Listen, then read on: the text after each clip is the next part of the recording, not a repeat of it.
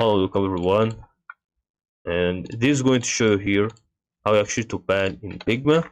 First of all, what you're gonna do is about to be satisfied with this video, about to be important to deal with very important levels, about to go with this real moment as you can think that is really going on with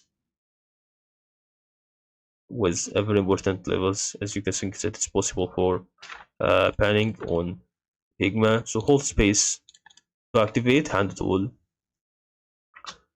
You can start to for example, I put single shape.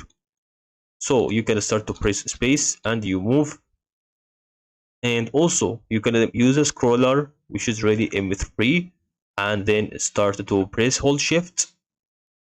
Okay, maybe we zoom in and out with the scroller, but actually this doesn't work. You can start to use zoom in, which is control plus and the control minus and the control 0 if you wanted to reset to your outfit, and or maybe shift 1 to fit.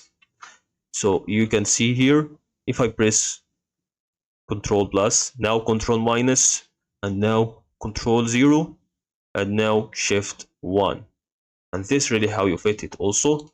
And you can see that is everything on how you pan on Figma is really very important.